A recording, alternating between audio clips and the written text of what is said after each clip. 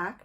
My name again is Dr. Ivy Branin. I'm a naturopathic doctor in New York City, and I love talking about everything women's health and hormones from a naturopathic, natural perspective. If this is either your first time tuning in, or maybe you've been following us for a while, I definitely recommend that you subscribe to our YouTube channel because we're always putting out new content. And of course, if you like the video, don't be shy to like it.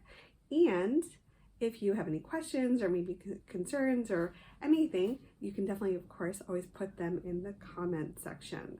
So we're continuing our topic all about fertility in our 40s, and now we're transitioning and talking about what is it like being pregnant in your 40s. So again, if this is your first time checking us out, or maybe you have, again, watched any of our other videos, you already know one of the reasons why I'm so excited about this topic is that besides the fact that I have worked with a lot of women over the years in their 40s to help them achieve pregnancy, either naturally or assisted with IVF or IUI, I myself am a woman in her 40s.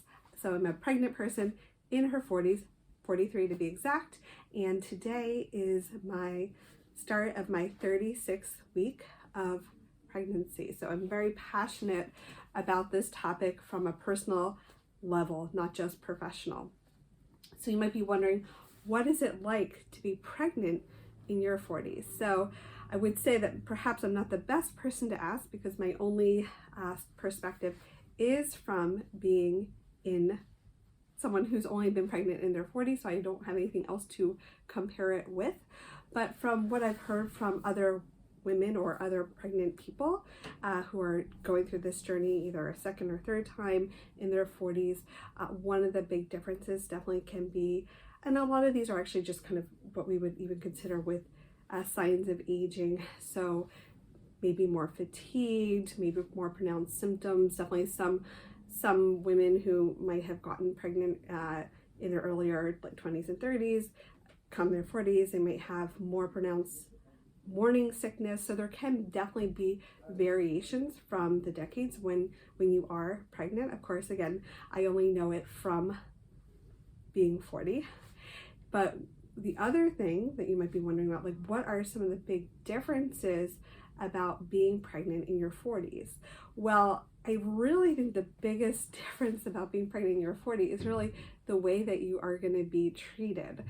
So currently, you might have heard about some terms like geriatric pregnancy or advanced maternal age. And this label is applied to anyone who's pregnant over the age of 35. And besides, obviously, the labeling of how you'll be treated differently, the other way that you're going to definitely be treated differently is that being over 35, and then, of course, we're targeting specifically people in their 40s getting pregnant, trying to get pregnant, are pregnant. Being over 40 is an independent risk factor for many other conditions and adverse related pregnancy concerns. And because of that, and this is again one of the reasons why you might be treated different, is that you will probably be more closely monitored. You're probably going to have more exams than a younger counterpart, just because, again, we're considered a higher risk. Now, talking about risks. So what are some of those risks associated with being pregnant in your 40s? So for just thinking about the pregnancy itself and the growing fetus.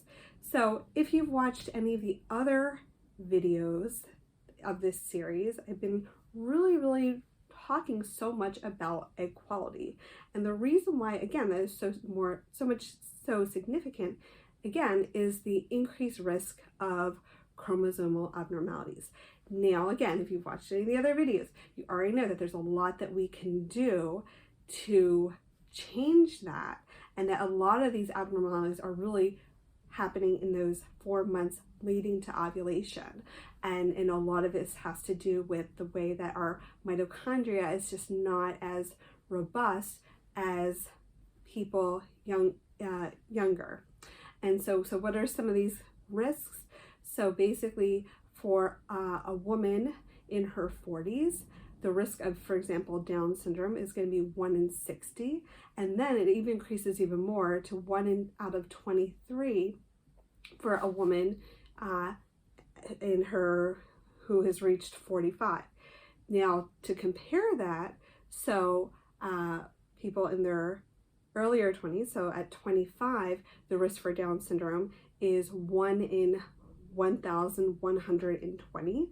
And someone in their 30s, that risk is going to be 1 in 733. So again, this all kind of goes back to the real importance of egg quality, specifically if you're going to be trying to get pregnant in your 40s.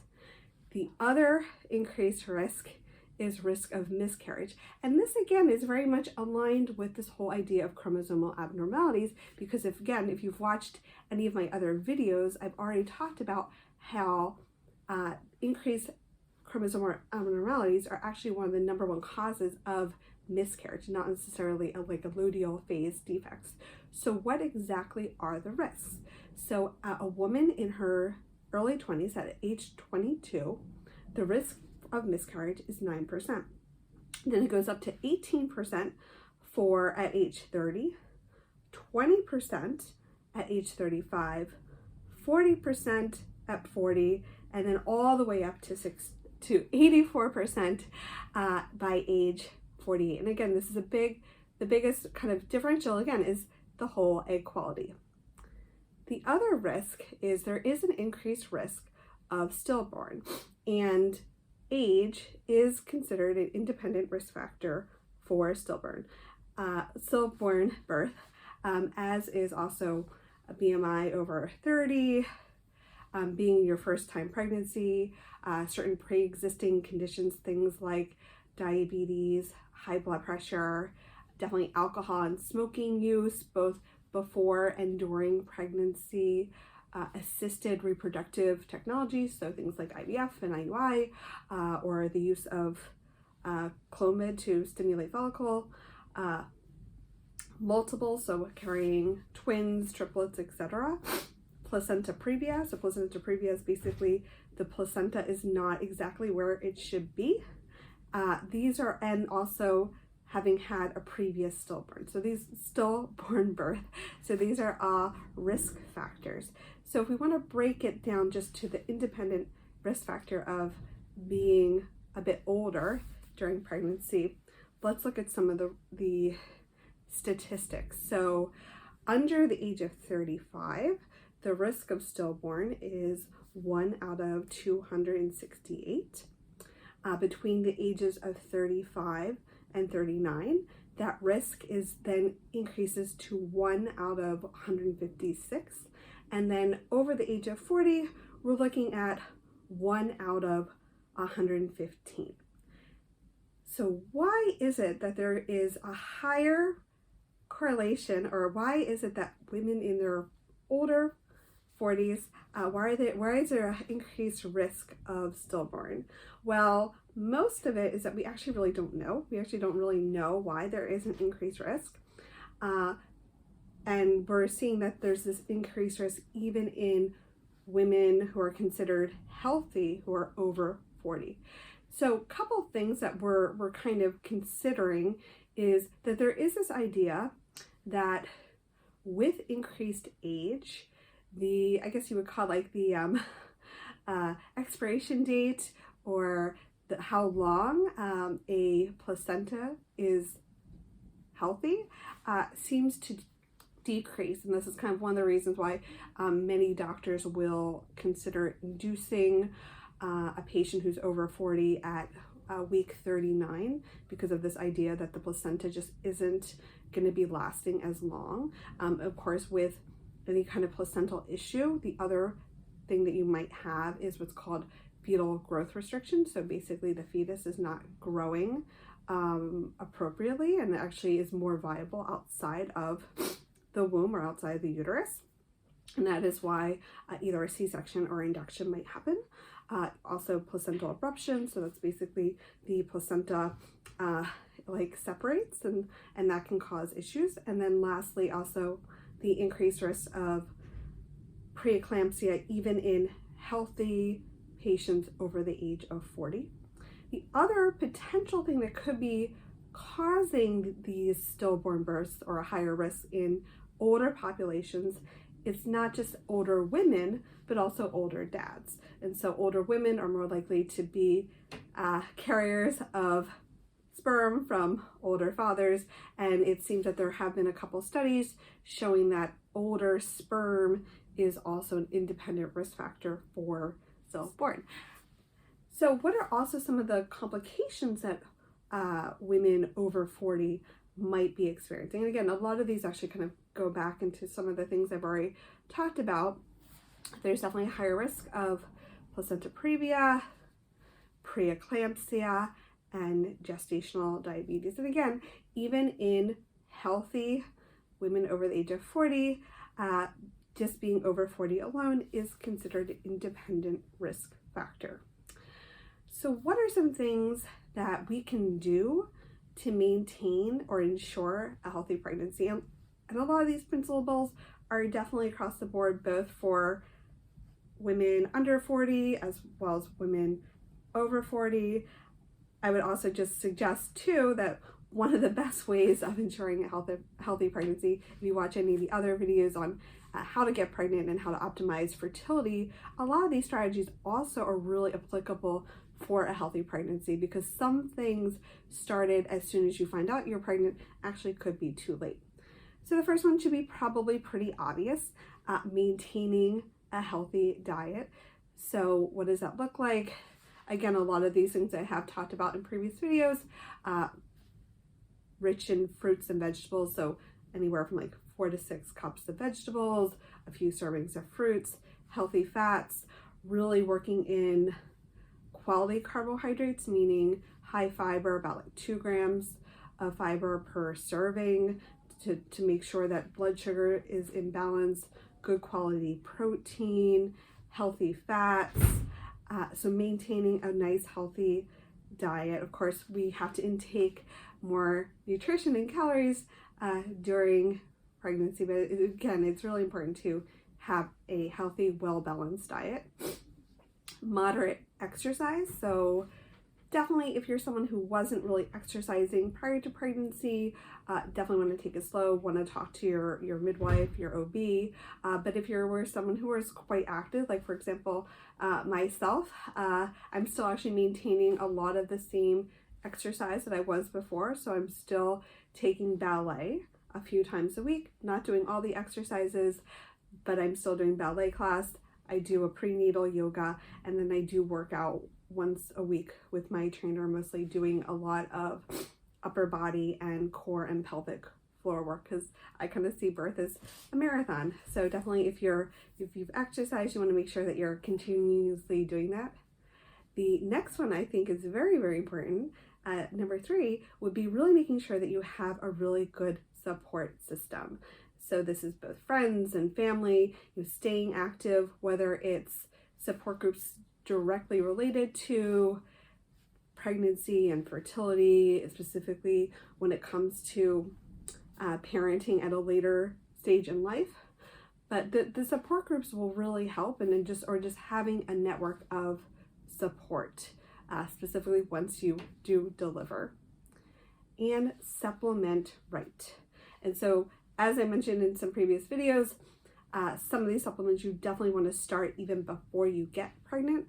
So the big ones are folate, and I always usually recommend the active form of methylfolate. And again, if you've started supplementing just during the first trimester, it might be too late. So you really want to be starting to supplement with folate even prior to getting pregnant. And really, of all the trimesters, if we really think about the formation of different bodily systems, it's really that crucial first trimester. So we want to make sure that we really are optimizing our nutrition and our nutrients definitely during that trimester. Iodine, zinc, DHA. So DHA is one of our omegas, one of our omega essential fatty acids, really important for brain development, as is also choline. So make sure that you're getting choline, probiotics. So definitely a probiotic that has what I call like vaginal supportive flora, things like Lactobacillus reuteri, rhamnosus, and crispatus, and mostly, again, this is going to come down further line, but start in helping to make sure that we're preventing things like group B strep, and then if we aren't planning on a vaginal birth, we're giving our child optimal an optimal microbiome on exit, I guess you would say. Calcium, so definitely calcium is really important. Though having calcium rich foods, like that's one of the things I have been incorporating more, is having more servings of dairy. I tolerate dairy, but also supplementing a little bit with calcium. So those are all the supplements I would recommend. And if you're not sure where to get those supplements, I highly recommend that you I will add a link in the description, which you can access my full script, and I'll have a whole protocol on all these supplements that I'm recommending. And if it's your first time ordering, you'll receive 10% off that order. And so those are the supplements. And yes, so if you're wanting more in depth, you're either pregnant or trying to get pregnant, I highly recommend that you set up an appointment with us. I'm going on maternity leave, but my associate, Pauline Hoang, would love to help you with this journey. And as always, if you liked this video, don't forget to like it. And please don't forget to subscribe to our YouTube channel, where you're going to be more and more up to date on the latest on women's health and hormones. Well, I look forward to seeing you again. I'm excited to talk all about some other topics next time on pregnancy in your 40s. Specifically, we're going to be looking at common health issues that arise during pregnancy and what are some of the best ways that we can tackle them in a healthy and natural way. And hopefully you have a wonderful day. See you next time.